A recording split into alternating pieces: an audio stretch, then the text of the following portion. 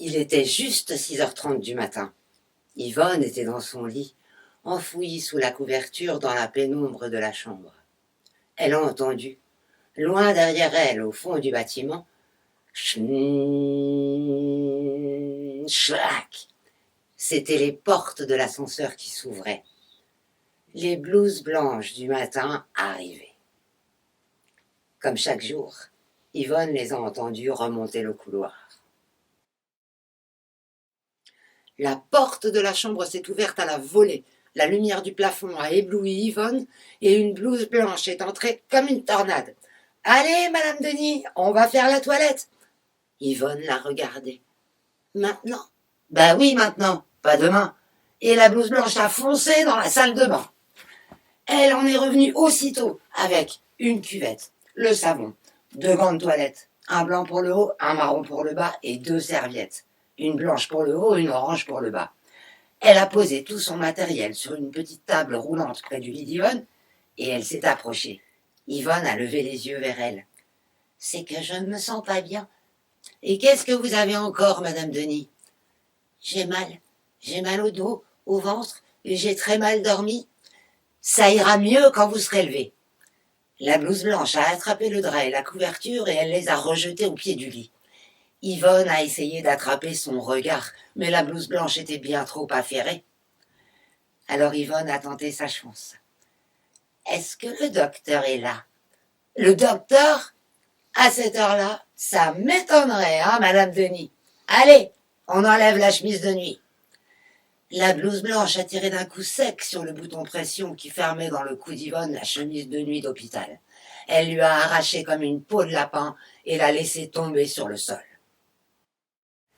Yvonne attendait. Comme les autres, elle attendait le petit déjeuner. Elle attendait l'infirmière avec ses médicaments. Elle attendait. Parfois, elle ne savait même plus très bien ce qu'elle attendait. En tout cas, elle attendait Madame Dussart, qui prenait tous ses repas à côté d'elle. Le temps s'était à nouveau arrêté. Alors pour l'aider à passer, Yvonne s'est mise à mieux regarder les autres autour d'elle. Que des vieux. Mais que des vieux. Yvonne a regardé Madame Choquet, tout au fond, presque allongée dans son fauteuil roulant. Ses yeux blancs-bleus révulsaient vers le plafond. Elle avait commencé sa litanie de « Zaza, Zaza, Zaza ». Puis Yvonne a regardé Madame Guibert. Mutique. Elle avait repris sa seule occupation. Elle essayait de dégager son fauteuil roulant de l'endroit où les blouses blanches l'avaient garé. Mais les blouses blanches avaient serré les freins. Alors Yvonne a rassemblé son courage et elle a regardé Monsieur Roger. Ah. Pendant qu'ils attendaient, Yvonne voyait passer et repasser les blouses blanches devant la large ouverture de la salle à manger.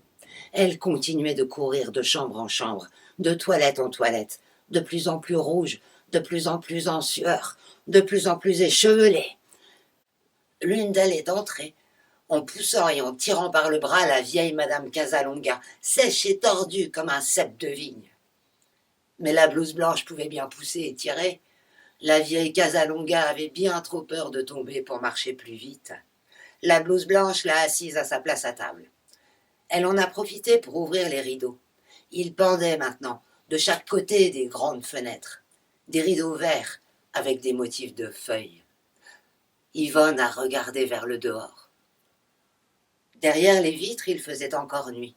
Elle a vu briller des petites lumières, des étoiles ou des réverbères. Et bonjour! C'était l'infirmière qui rentrait dans la salle à manger avec son meuble à roulettes plein de petits tiroirs. Elle a commencé à faire le tour des tables pour déposer devant chacun son godet de médicaments. Derrière elle, les blouses blanches faisaient prendre leurs comprimés aux résidents avec une petite cuillère et une gorgée de jus de fruits. Quand l'infirmière est arrivée à la table d'Yvonne, Elle a versé dans le bol de madame Dussart des comprimés réduits en poudre. Elle lui a pris sa cuillère, elle a remué et elle lui a rendu la cuillère. Devant Yvonne, elle a posé son propre godet de médicaments. Yvonne a levé les yeux vers elle. « J'ai mal aujourd'hui. » L'infirmière allait poursuivre sa tournée, mais elle s'est arrêtée. « Eh bien, madame Denis, vous avez déjà un antalgique là, comme tous les matins. Alors vous allez le prendre et on verra après. » Yvonne a de nouveau tenté sa chance. « Oui, mais est-ce que le docteur est arrivé ?» À 8h30 du matin, elle n'en pouvait déjà plus, l'infirmière. « Non, madame Denis, le docteur n'est pas encore arrivé. » C'est que Yvonne allait continuer. L'infirmière a sorti de sa poche un thermomètre qui ressemblait étrangement à un revolver. Elle l'a braqué sur la tempe d'Yvonne et elle a appuyé sur la gâchette. Hip ! Elle a lu. 37,5, madame Denis. Pas de fièvre. Je ne peux rien faire de plus pour l'instant. Qu'est-ce que vous voulez ? Moi, ce que je voudrais, c'est partir d'ici. Madame Denis, on ne va pas démarrer comme ça d'aussi bon matin. Alors vous allez prendre vos médicaments et puis il faut manger aussi. Mangez vos biscottes. Et à nouveau, elle a senti qu'elle avait mal au ventre. Justement, une blouse blanche est sortie de la salle de pause et elle venait droit dans sa direction. Yvonne avait tellement envie, c'était tellement pressant, qu'elle a osé. Elle a levé la main et elle a fait signe à la blouse blanche. La blouse blanche l'a vue. Elle s'est approchée et elle s'est arrêtée. « Qu'est-ce qu'il y a, madame Denis ?»« J'ai envie d'aller au WC. »« Ah, ben oui, comme d'habitude. Et là, c'est vraiment pas le moment. Va falloir patienter un petit peu. Mais de toute façon, vous avez une protection, alors vous faites pas de soucis. » Et la blouse blanche a continué son chemin. Les intestins d'Yvonne se sont tordus dans tous les sens. Il fallait qu'elle tienne. Elle a agrippé les accoudoirs de son fauteuil. Yvonne a fait avancer les roues de son fauteuil avec les bras. Les portes se sont ouvertes devant elle. Elle s'est retrouvée dans la cour, dehors. 2 pigeons se sont envolés devant elle. Elle a senti le vent frais sur son visage et dans ses cheveux. Le vent était passé sur les murs et Yvonne a senti l'odeur des pierres et de la mousse. Mais le vent était aussi passé en ville. Il était passé sur la terrasse du café du commerce et Yvonne a senti l'odeur du café. Le vent avait remonté toute la rue commerçante. Il était passé devant la boulangerie et Yvonne a senti l'odeur du pain. Et le vent était passé sur les champs. Yvonne a senti l'odeur de la terre. Plus loin, le vent était passé sur le fleuve, et sur la colline, et sur la garrigue, et encore plus loin, le vent était passé sur la mer, et Yvonne a reconnu l'odeur de la mer. Une mouette est venue se poser juste devant elle, sur la balustrade.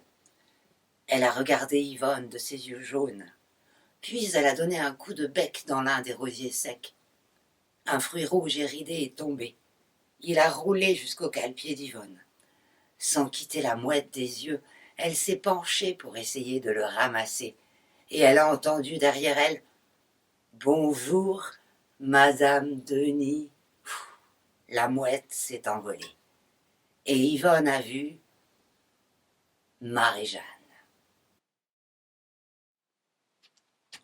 Le déjeuner ? Mais le déjeuner s'est déroulé comme le petit déjeuner. Dans un tintamarre de vaisselle, de seaux en plastique, de couverts dans des bacs métalliques, de portes de chariots qui claquaient. Les blouses blanches servaient les plats tellement vite, macédoine de légumes, sautés de porc, haricots, fromage, salade de fruits, que des bras passaient sans arrêt au-dessus de la tête d'Yvonne, comme si le service avait été fait par des pieuvres et que les assiettes tombaient du plafond.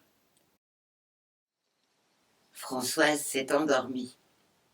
Yvonne a écouté sa respiration régulière. Mais elle, pas moyen de dormir. Quelque chose la tenait éveillée. Alors elle a senti la peur. Une peur qui montait qui lui a glacé le ventre, qui lui a serré la cage thoracique, qui lui a étreint la gorge, qui a fait battre son cœur plus fort. Cette peur, ce n'était pas la pénombre de la chambre. C'était qu'on aurait dit que tout le monde était parti, que le monde entier avait disparu, qu'il ne restait plus que cette petite chambre qui flottait dans la pénombre. Yvonne est restée longtemps les yeux ouverts à écouter battre son cœur.